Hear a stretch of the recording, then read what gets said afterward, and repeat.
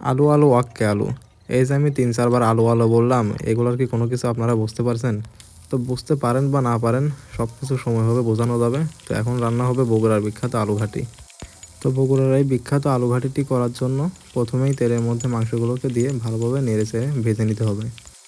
তো এরপর কিছুক্ষণ নেড়ে এর মধ্যে পেঁয়াজ, কাঁচামরিচ এগুলো ছেড়ে দিয়ে আবারও কিছুক্ষণ নেড়েচেড়ে নিতে হবে। তো এরপর আদা বাটা, জিরা বাটা এবং রসুন বাটা এগুলো মিক্স করে দিতে হবে। এর মধ্যে আরও দিতে হবে লবণ, হলুদের গুঁড়া, মরিচের গুঁড়া এবং গরম মশলা। তো এগুলো দেওয়া শেষ হলে মাংসটাকে ভালোভাবে নেড়েচেড়ে কষিয়ে নিতে হবে। তো মাংসগুলোর মধ্যে অল্প করে পানি মিশিয়ে ভালোভাবে কষিয়ে নিতে হবে যেন মশলা থেকে তেল ছেড়ে যায়। তো মাংসগুলো এখন পুরোপুরি সিদ্ধ হয়ে গেছে। এর মধ্যে এখন সিদ্ধ করে আধ ভাঙা করে রাখা আলুগুলোকে এর মধ্যে দিতে হবে। এবার আলুগুলোকে ভালো করে কষিয়ে নিতে হবে।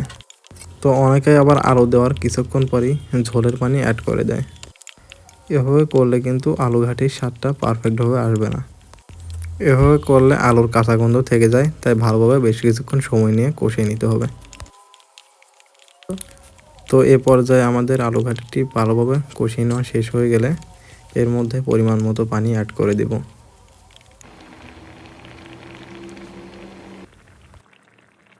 ঝোলটা কিছু পরিমাণ শুকিয়ে আসলে এর মধ্যে স্বাদের জন্য ভাজা জিরার গুঁড়া দিয়ে দেব। তো এইভাবে পানি দেওয়ার পর মিডিয়াম আঁচে কিছুক্ষণ রান্না করে নিলেই হয়ে যাবে পারফেক্ট আলুর ঘাটি।